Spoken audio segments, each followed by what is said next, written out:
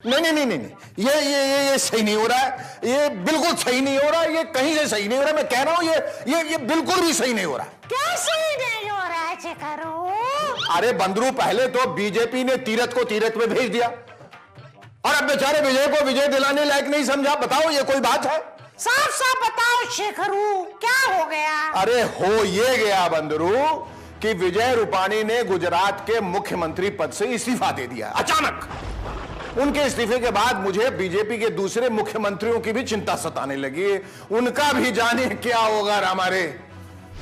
गुजरात की विकास की यह यात्रा प्रधानमंत्री जी के नेतृत्व में एक नए उत्साह, नई ऊर्जा के साथ नए नेतृत्व में आगे बढ़नी चाहिए।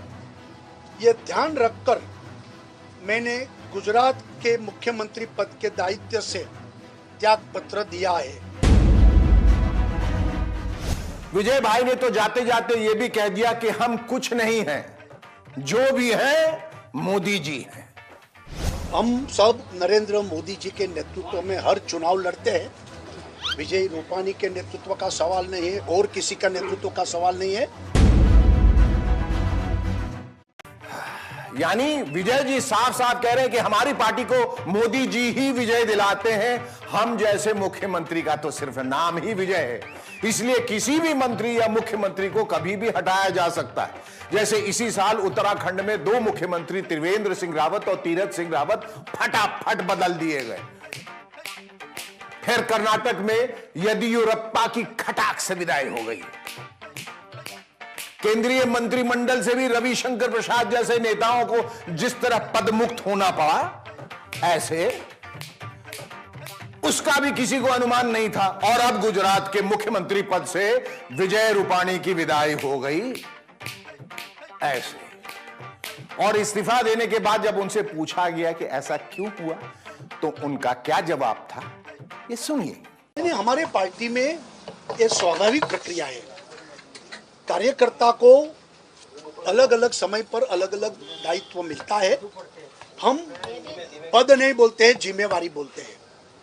मुझे 5 साल के लिए मुख्यमंत्री की जिम्मेवारी दी, ये भी बहुत बड़ा एक समय है और 5 साल मैंने काम किया। अब पार्टी मुझे जो जिम्मेवारी सौंपेगी वो मैं करूंगा। हालांकि मैं बीजेपी के किसी और मुख्यमंत्री का नाम लेकर उनका ब्लड प्रेशर नहीं बढ़ाना चाहता, लेकिन रूपाणी जी जो कह रहे हैं, अगर उसमें दम है तो इसका मतलब यह निकलता है कि हरियाणा और मध्य प्रदेश जैसे दूसरे बीजेपी शासित राज्यों के मुख्यमंत्रियों के दिलों की धड़कनें भी काफी बढ़ गई होंगी। पता नहीं कब किसको यह कहकर नाप दिया जाए कि हुजूर आपकी जिम्मेदारी पूरी हो गई, चलिए चलिए चलिए चलिए उठाइए अपना बोरिया बिस्तर, अपना रास्ता नापिए।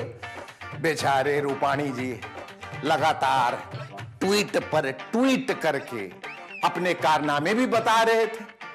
फिर भी खैर जो भी वजह रही हो, इतना जरूर है कि बीजेपी में मार्गदर्शक मंडल में शामिल होने वाले संभावित नेताओं की सूची जरा वो फेरिस्त जो है वो बढ़ती जा रही है। वैसे लाल कृष्ण आडवाणी और मुरली मनोहर जैसे नेताओं का साथ देने वाले लोग भी तो चाहिए, है कि नहीं?